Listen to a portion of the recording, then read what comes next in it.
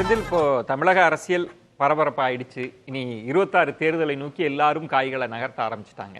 அமித்ஷாவினுடைய வருகையை ஒட்டி என்ன மாற்றம் நடக்கும்னு நினைக்கிறேன் திமுக கூட்டணிக்கு எதிராக? கண்டிப்பா அதுல ரெண்டு செய்தி சொல்லணும். மரியாதைக்குரிய சகோதரர் சேலம் மணிகண்டன் அவர்கள் சொல்லுகின்ற பொழுது ஒன்று சொன்னார், ஆர்எஸ்எஸ் பின்புலத்திலிருந்து வந்தவர்களாக இருக்க வேண்டும், அந்த மாதிரி தலைவர்களை தேர்ந்தெடுப்பா.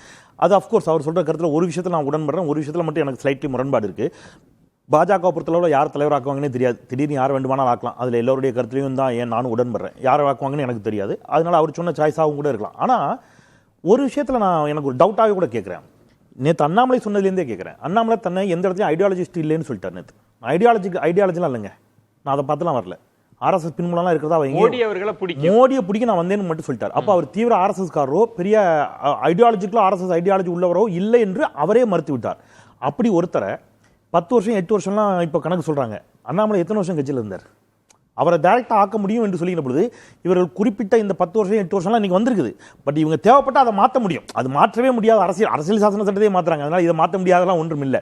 ஸோ அது ஒன்று வச்சிருக்கிறாங்க. ஸோ அதையும் கன்சிடர் பண்ணிக்கணும் அப்படிங்கிறது என்னுடைய நிலைப்பாடு. இன்னொன்று அவர் பேசுகின்ற பொழுது ஒன்று சொன்னார், மரியாதைக்குரிய சகோதரர் சேலம் மணிகண்டன், பாஜக தவறான ஒரு முடிவு எடுத்துட்டு அண்ணாமலை தவறாக ஒரு ரிப்போர்ட் கொடுத்தாரு சென்ட்ரல் கமிட்டிக்கு. அதாவது பாஜக தனித்து போட்டிட்டால் கணிசமான ஓட்டு கிடைக்கணும் தவறா சொல்லி வெளியில வந்துட்டாங்கன்னாரு.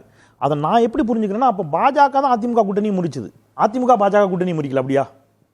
அவர் சொன்னதுடைய அர்த்தம் அதான். அப்ப ஜெயக்குமார் பேசினுடைய அர்த்தம் என்ன? இவர்களால தான் நான் தோத்தேன் அப்படிங்கிறது. நீங்க அண்ணாவையும் அம்மையார் ஜெயலலிதா அவர்களையும், மறைந்த முதலமைச்சர் மரியாதைக்குரிய அம்மையார் ஜெயலலிதா அவர்களையும் ஊழல்வாதி அப்படிங்கிற மாதிரி அவர் கொடுத்த பேட்டி, இதுல எல்லாம் அவங்களுக்கு கோவம் வந்துச்சு, இதுல எல்லாம் ரியாக்ட் பண்ணாங்க பரஸ்பரம்.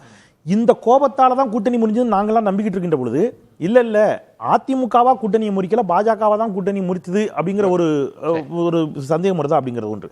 அப்புறம் நீங்க கேட்ட கேள்வி, அமித்ஷா வருகின்ற பொழுது இது என்ன நடக்கும் அப்படின்னு சொன்னா, இது இன்னும் ஒரு வருஷம் இருக்குங்க எலெக்ஷனுக்கு. நாளைக்கே இது முடிவாக போறது இல்ல. நாளைக்கே கூட்டணி ஆமாங்க டக்கு டக்குன்னு முடிச்சு நாங்க அதிமுக பாஜக கூட்டணிங்கிற இடத்துல இருக்குமான்னு எனக்கு $1 மில்லியன் கேள்வி. எடப்பாடி பழனிசாமி ஒரு சீனியர் மோஸ்ட் பொலிட்டிஷியன், அவ்வளவு சீக்கிரமா போய் நாளைக்கு அமித்ஷா சந்திக்க வாய்ப்பு இல்லை. அப்படி சந்திச்சிட்டாருன்னா அந்த எல்லா கேட்டையும் ஓபன் பண்ணிட்டாருன்னு அர்த்தம். ஸோ அவர் வந்து பார்கெயின் பண்ணுவார்ல. நீங்க பாஜகவுடைய வாக்கு சதவீதம் என்னங்கிறது அவருக்கு தெரியும்.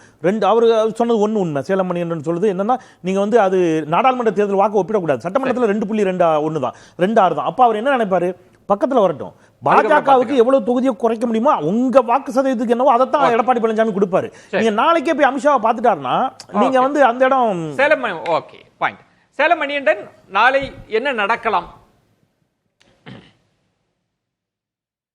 சார்? அதுக்கு முன்னாடி செந்தில்வேல் கேட்டதுக்கு சொல்லிட்டு போயிடுறேங்க.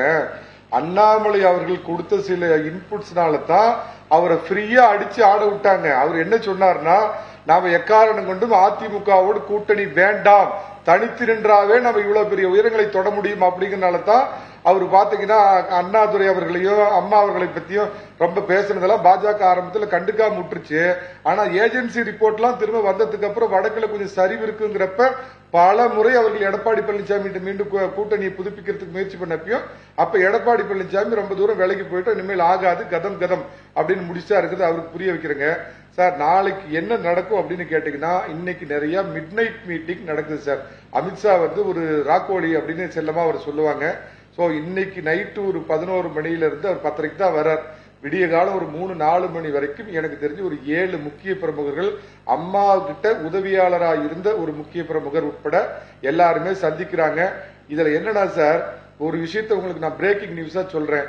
உறுதியாக அதிமுக தலைமையில் பாஜக கூட்டணி ஏற்படும். எந்த அடிப்படையில் சொல்றேன்னா, திரு அமித்ஷா அவர்கள் டெல்லியில சொன்னது, mister Edappadi Palaniswami 2026 for you and 2029 for BJP. அதுல அவர் சொன்னது, உங்கள் தலைமையில் தான் கூட்டணி, நீங்கள் தான் முதலமைச்சர் வேட்பாளர். 2029 4வது முறை ஆட்சி அமைக்கணும்னா சில சரிவுகளை வடநாட்டில் சந்திச்சாங்கன்னா அதை தமிழ்நாட்டில் தூக்கி நிறுத்த இந்த திமுக அகற்றப்பட வேண்டும். அதுக்கு அதிமுக அவசியங்கிறப்ப அதிக சீட்டு கேட்டும் அவங்க வலியுறுத்த மாட்டாங்கிறது ஒன்று சொல்லிடுறேன். இப்ப எதனால அதிமுக தாமதிக்குதுன்னா, அதிமுக கேட்கறது காமம் மினிமம் ப்ரோக்ராம், சிஎம்பி, அந்த மாதிரி ஒரு இது வேணும். எப்படி 99ல திமுக தன்னை தற்பாதுகாத்துக் கொள்ள அன்னைக்கு பாஜகவோட சிஎம்பி ஒண்ணு போட்டாங்களோ, அதே மாதிரி ஒரு சிஎம்பி வேணும்னு கேட்கறதுக்கு அமித்ஷா இன்னும் தெளிவா பதில் சொல்லல. அந்த தெளிவு பிறந்தால் பங்குனி உத்தரத்தில் உத்தரவாதமான சில நல்ல செய்திகள் தமிழகத்திற்கு வந்து சேரும். ஓபிஎஸ் டிடிவி எப்படி இபிஎஸ் யோசிக்கிறாங்க? என்டிஏவில் அதிமுகவில் சேர்த்துக்கணும்னு நினைக்கிறாங்களா, இல்ல என்டிஏ அலைன்ஸ்ல இருக்கிறதுல பிரச்சனை இருக்காதா இபிஎஸ்க்கு? சார் அது வந்து என்டிஏ கூட்டணியில சேர்த்துக்கிறோம் அப்படின்னு திரு அமித்ஷா அவர்கள் சொன்னது எடப்பாடி பழனிசாமி ஏத்துக்கிட்டுதான் தெரியும். கட்சிக்கு அவர்களுக்கும் தொடர்பு இல்லை, நீங்க கூட்டணியில யார வேணாலும் சேர்த்துக்கங்க அப்படிங்கிற அதையும் ஏத்துக்கிட்டாரு. சோ சீட்டும் அதிகம் கேட்ட நெருக்கடி கொடுக்க மாட்டாங்க. 2029 தான் அவர்களுடைய தேவை. அப்படிங்கிறப்ப மிக நல்ல கூட்டணி. அநேகமா இன்று ஒரு தமிழ் தேசிய அதிபரும் அமித்ஷா அவர்களை சந்திப்பதற்கான வாய்ப்பு இருக்குது. நாளைக்கு உங்களுக்கு உறுதிப்படுத்தணும். அதுக்கப்புறம் செய்தியெல்லாம் போட்ட பிறகு அப்படி ஒண்ணு நடக்கவே இல்லைன்னு சொல்லல. இல்ல அவரு சகோதரர் வந்து மைண்ட் வாய்ஸ் நினைச்சு சத்தமா பேரை மட்டும் சொல்ல, அவர் க்ளூவை முழுக்கமா இல்ல எல்லாருக்கும் புரியும். அதனால தான் சொன்னேன். அப்புறம் சந்திப்பு தமிழ் தேச அதிபர்ன்ட்டாரு.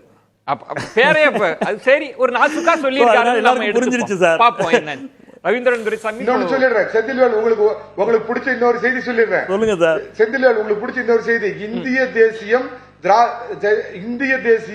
திராவிட தேசியம் தமிழ் தேசியம் இது மூணும் ஒரு கோட்டில் சேர்ந்து திராவிட முன்னேற்ற கழக ஆட்சிக்கு திராவிட மாடல் ஆட்சிக்கு பெரிய இந்த பணியை அடிக்க. இப்போ நீங்க பல இடங்கள்ல திரு அண்ணாமலையின் வியூகமாக முன்வைத்ததுன்றது தனிச்சே களம் கண்டு 2வது இடத்தை பாஜகவை பொசிஷன் பண்றது, 3வது இடத்திற்கு அதிமுகவை தள்ளுவது. நீங்களும் பல இடங்கள்ல சொல்லியிருக்கீங்க, ஒருவேளை அலைன்ஸ் வந்துருச்சுன்னா கூட அது தவிர்க்க முடியாத சூழல்னா கூட சீட்டு எண்ணிக்கை அதிகமாக்குறது. கிட்டத்தட்ட 100 சீட்டு நாங்க வச்சுப்போம், அதுதான் எங்களோட வியூகம், அப்படிதான் அண்ணாமலை யோசிப்பாரெல்லாம் சொன்னீங்க. ஆனா சேலம் மணிகண்டன் சொல்றது இப்பவும் இபிஎஸ் சொல்றதை தான் கேட்கணும் பாஜக அப்படின்னா ஒரு பெரிய வெற்றி, ராஜதந்திர வெற்றியை இபிஎஸ் அடைஞ்சிட்டாருன்னு புரிஞ்சுக்கலாம். 330 சீட்டு மோடி ஜெயிப்பாரு, 3வது முறை மோடி பிரதமரா வருவாருன்னு சொன்ன எடப்பாடிக்கும் பாஜகவுக்கும் கூட்டணி எதனால முடிஞ்சது? 6 சீட்டு தான் தருவனார் எடப்பாடி பழனிசாமி, 12 சீட்டு கேட்டார் அண்ணாமலை. இந்த கூட்டணி நின்னாலும் ஜெயிக்காதுன்னு ரிப்போர்ட் கொடுத்தாரு. அது யூகம், நின்னா ஜெயித்திருக்குன்னு சொல்றது யூகம். அதுல மாறி யூகம் பண்ணலாம். 1 இருந்தா சீமான் 12% போயிருப்பாரு, ஸ்டாலின் 47% 50% வைத்திருப்பாரு. அது ஒரு பொருந்தா கூட்டணியா போயிருக்குன்னு யூகம் பண்ணலாம். ஏன்னா அது என்ன டைம் மிஷின்ல போட்டு அவர் சொன்னது கரெக்டா இவர் சொன்னது கரெக்டா எல்லாத்துக்கும் யூகம் தான். அதை விட்டுருங்க. அப்புறம் அந்த யூகத்தின் அடிப்படையில் தம்பி மணிகண்டன் பேசுறாரு.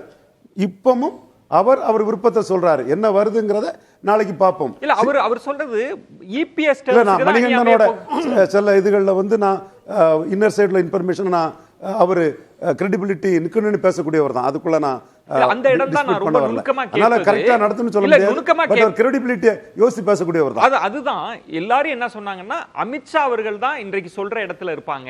என்டிஏ அலைன்ஸ் எல்லாம் சொல்றப்ப சேலம் மணிகண்டன் சொல்றது இபிஎஸ் சொல்றபடி தான் இருக்க போகுது, அவங்க தான் சீட்டு கொடுக்க போறாங்க, அப்படிதான் நடக்க போகுது. அவர் விருப்பம் அப்படிதான், அதிமுக தலைமை தான். அதுதான் 20 சஞ்சுரிட்டியை ப்ரப்போஸ் பண்ணிட்டு கிரீக்கு ஒர்க் பண்ணாங்க இந்திரா காந்தி. இவர் 26 வருவாராம், 29 ப்ராமிஸ் பண்ணுவாராம். அதெல்லாம் யாருங்க நம்ப முடியும்? 19 நம்ப மாட்டாங்களா? அதெல்லாம் யாரும் நம்ப மாட்டாங்க. அங்க அரசியல்ல சும்மா சொல்லிக்கிறதுக்கு தான், பிரச்சாரத்துக்கு பண்ணிக்கிறதுக்கு தான். இன்னைக்கு உள்ள இதே நாளைக்கு மாத்தி போட்டுட்டு இது அதெல்லாம் சொல்றாரு இல்லையா? இப்ப வந்து யாருமே அரசியல் டேக்கன் ஃபார் கிராண்டட் இல்ல. டாக்டர் ராமதாஸ் பவர் பொலிட்டிக்ஸ் பண்றாரு, திமுக ஆப்ஷனை ஓபன் பண்றாரு டாக்டர் ராமதாஸ், டிஎம்கே ஆப்ஷனை ஓபன் பண்ணிட்டாரு. இன்னைக்கு யாருக்கும் டேக்கன் ஃபார் கிராண்டட் கிடையாது. அதிமுகவை டேக்கன் ஃபார் கிராண்டட் நான் சொல்ல வரல. எல்லாரும் தங்களுக்கு என்ன லாபம்னு பார்ப்பாங்க. எடப்பாடிக்கு ஓட் டிரான்ஸ்பரிங் கெப்பாசிட்டியே கிடையாது. இவங்க விக்ரவாண்டியில 1% தான் சீமான் எடப்பாடியை ஆட்கள் பார்த்து வந்தது. எடப்பாடி 8% வந்தது. தேமுதிக எங்கேயும் எடப்பாடியை வச்சு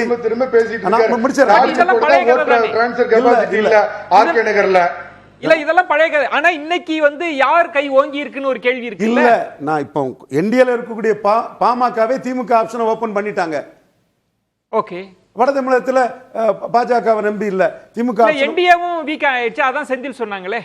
நான் பிராக்டிகல் பொசிஷன் தான் சொல்றேன். சரி, அதிமுக இருக்கக்கூடிய இல்ல பாஜக கை ஓங்கி இல்ல, நான் அவர் ஒரு கணக்க சொல்றாரு. சரி, அது அவர் உரிமை.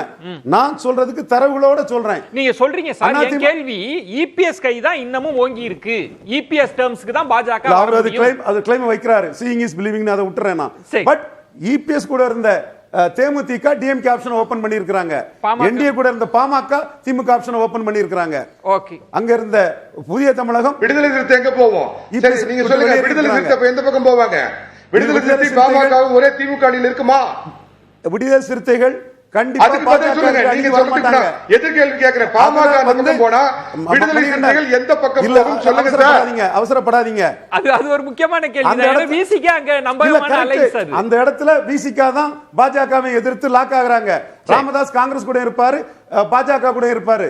அது அவருக்கு பிரச்சனை இல்ல. பார்க்கலாம். அதுல இல்ல நான் வந்துருன்னு சொல்ல வரல. பட் ஆப்ஷன் ஓபன் பண்ணி எல்லாரும் வேற விசிக பாஜக இல்ல லாக் ஆகுறாங்க. சரி. ராமதாஸ் அதுல லாக் ஆக மாட்டார் எதுலயும். சரி.